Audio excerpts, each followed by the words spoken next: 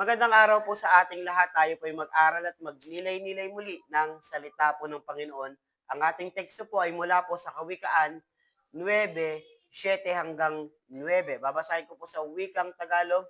Sabi po doon, ang pumupuna sa pangungutya ay nag-aani ng pagdutsa. Ang nagtutuwid sa masamay nagkakamit ng alipusta. Punahin mo ang mapangutya at magagalit pa sa iyo. Ngunit payuhan mo ang matalino at iibigin ka nito. Matalino'y turuan mo at lalo siyang tatalino. Ang matuwid ay aralan, lalago ang dunong nito. So babasahin naman po natin sa NIV translation, sa wikang Ingles. Sabi po doon, whoever correct a mockers invite insult. Whoever rebuke the wicked incurs abuse. Do not rebuke mockers or they will hate you. Rebuke the wise, they will love you. Instruct the wise, they will be wiser still. Teach the righteous, and they will be add to their learning. So, ang topic po natin ngayon is about the beauty of correction. Ang ganda ng tinatama yung buhay po natin. Naalala ko lang po, no? Sabi po ng teacher ko doon, ang correction daw ay nakakaganda ng buhay. Nakakabago at nakakaganda ng buhay. So ngayon po, ang gagawin po natin, himahimahin po natin yung bawat talata po na binasa po natin. At may kita po natin dito kung gaano po kaganda ng meron tayong salita po ng ating Panginoon. So verse 7, sabi doon, no? Sa verse 7, sabi, whoever correct mockers invite insult, whoever rebuke the wicked incurs abuse. So, dito sa verse 7, nakikita po natin yung mockers. So, makikita natin natural na pag kinokorek mo yung mga mockers. In biblical terms, pag sinabing mockers is someone who scoff at wisdom, reject counsel, is proud in ignorance. Sabihin, para sa kanila, insulto yung correction. Ibig sabihin, nire-reject nila yung correction, nire-reject nila yung mga salita na pwede mong ipayo, ayaw nila ng ganun. So, para sa kanila, yung mga mockers na sinasabi dito in biblical terms, yung inire-reject nila yung counsel mo. Or, matigas yung puso nila. Diba, para sa kanila nga, ulitin ko, yung correction ay insulto. So, people who are not open to correction, especially when they are prideful, when they often respond in anger, even mockery. So, ito yung mga tao hindi sila open sa correction, especially kasi prideful sila. At minsan, yung response pa nila ay paggalit. Imbis na hindi sila magagalit, pero ang mga taong kinokorek, yung mga mocker, pumupuna o mapangdutsa, ay yung mga taong ayaw talaga ng correction. Ayaw nila ng kinokorek nila, feeling nila bumababa yung tingin nila sa sarili nila, or feeling nila insulto, talagang para sa kanila kahihiyan yun. It's a shame no, sa mga taong mocker. Ayaw nila talaga ng correction. Gusto nila ayun talaga. So verse 8, verse 8, sabi nga doon, no? Basahin ko lang ulit. Do not rebuke mockers or they will hate you. Rebuke the wise, they will love you. So mockers, heart is hardened and they will resent correction. Ayaw talaga nila. Talagang iniiwasan talaga nila yung correction. At yung mga taong mockers pala ay yung mga taong matigas din ng puso. Of course, the other hand, a wise person is open to rebuke and will yung rebuke nila is opportunity to grow. No, yung other hand, sa ibang banda naman, yung mga wise pala na tao, sila yung mga taong open sa rebuke, sa correction, at ito'y hindi nila nilalagay lang sa puso nila at doon nagtatanim ng galit. Pero sila po ay lumalago po sa pamagitan po ng pagtatama no, ng salita po, lalo na ng Panginoon, at lalo na yung mga taong talagang ginagamit ng Panginoon, a godly person who counsel us, who guide us, di ba? So, binavalue niya yung opportunity to grow. Ito yung mga wise. So, mas magiging productive ang mga taong ganito na open kaysa sa mga tao na tatama mo, yet hindi sila magre-respond at i-reject man nila. Diba, magiging productive ka sa mga ganitong tao, yung mga willing to learn. Okay? So, verse 9, sabi niya, instruct the wise. Sabi nga sa 9, di ba, instruct the wise, and they will be wiser still. Ganda. Teach the righteous, and they will be add to their learning. So, ibig sabihin, continual pursuit of wisdom. Tuloy-tuloy. So, the wise is not content with a current level of knowledge, but seek to grow even more. Di ba? Ganun pala yung mga taong wise.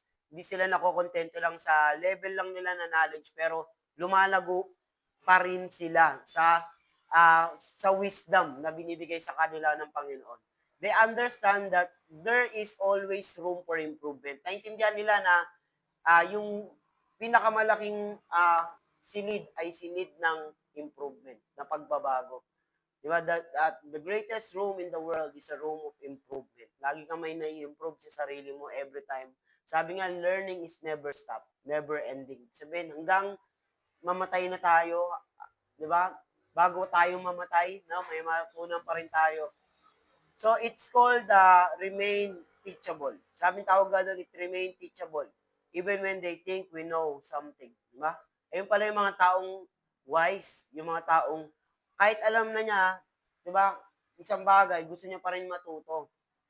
Wisdom is not one-time achievement. No? It's continual process of growth. Those who are righteous still seek deeper their understanding of God's will. No, yung wisdom hindi lang siya one-time event pero continually process of growth.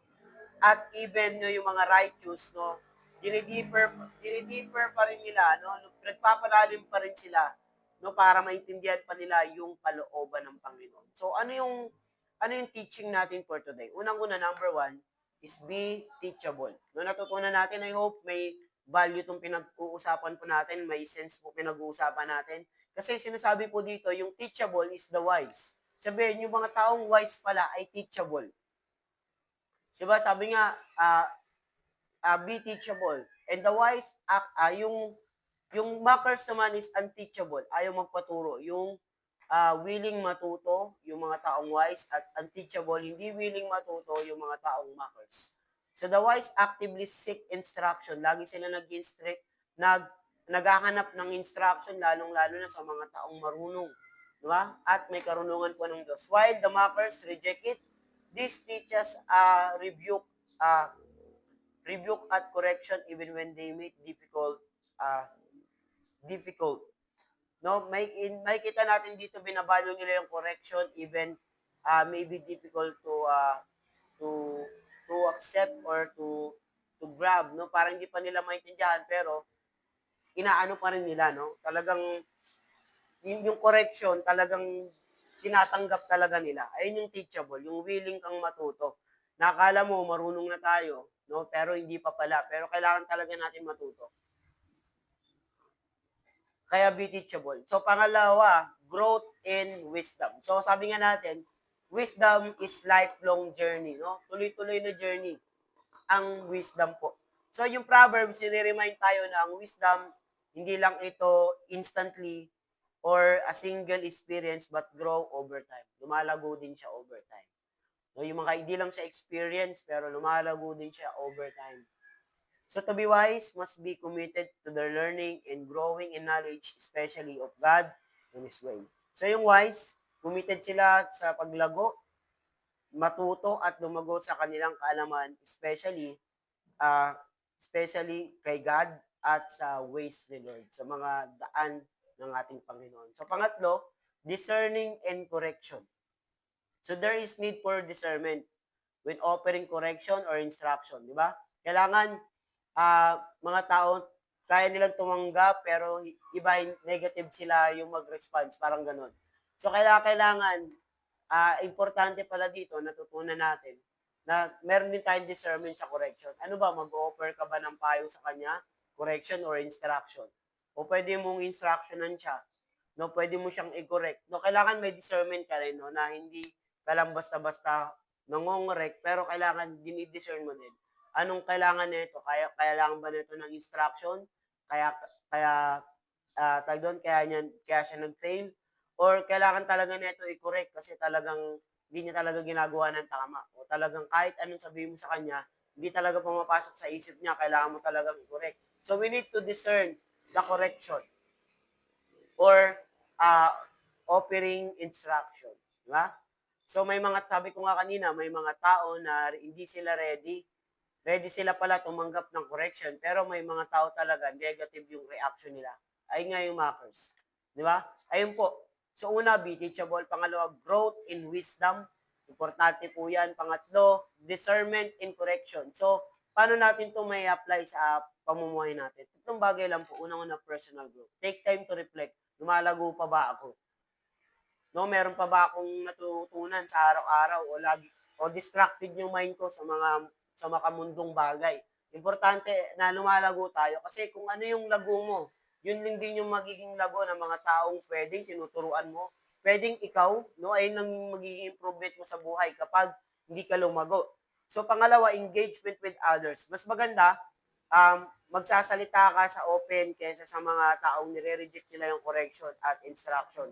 Kasi kahit anong gawin mo sa mocker, ayaw talaga nila. They reject it every single time, no? Every time pala na ano ka, no?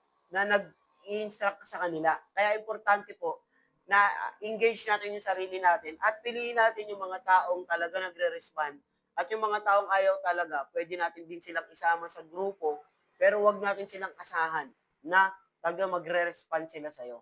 Kasi ayun nga they remain mockers. They remain tawag doon, prideful. Kasi importante doon na ini-engage natin yung sarili natin sa iba para malaman natin no kung sino yung mga teachable at yung mga unteachable na mga tao. Pangatlo, deepening your relationship with God. So, take time to reflect your relationship with God. Lumalago din ba to? No, kailangan din ba ng panahon para lumago o kailangan talaga nating gawin ito consistently para lumago. No, para lumago sa panalangin, sa pagbabasa ng Biblia, 'di ba? Sa pagbabahagi ng ating pananampalataya, hindi lang sa social media pero sa actual na pamumuhay po natin or lumalago rin ba tayo relationship natin in private life kasi kung ano yung ginagawa natin in private life ayun yung mangyayari sa atin sa public life. So, magandang araw po. I hope na marami po tayo natutunan sa maigting panahong ito. Tayo po'y manalangin, Panginoon, lumalapit po kami sa inyo, Panginoon Lord. Alisin mo yung aming pride sa aming puso.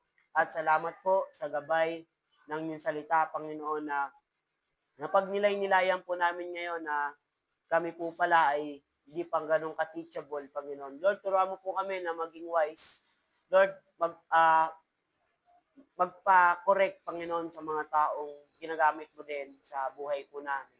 O yung salita mo, i-correct mo kami ng salita mo, Panginoon. Correct mo kami, Panginoon, ng mga situation namin. I-correct mo kami, Panginoon, ng mga bagay, Panginoon, na gusto mong itama sa aming buhay upang lalo ka namin makilala pa at maging kamukha ka po namin, Panginoon.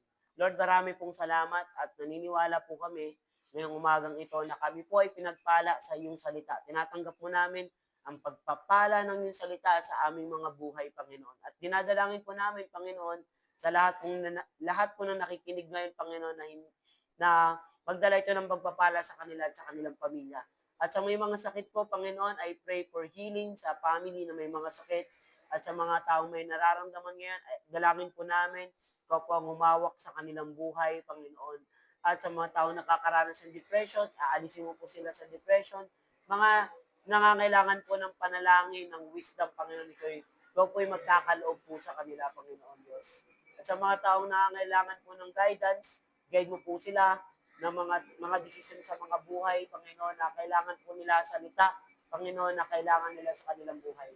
Maraming pong salamat, Panginoon, na hindi lang ito umabot sa Pilipinas, kundi sa buong mundo. Maraming pong salamat. In Jesus' name, Amen and amen and amen.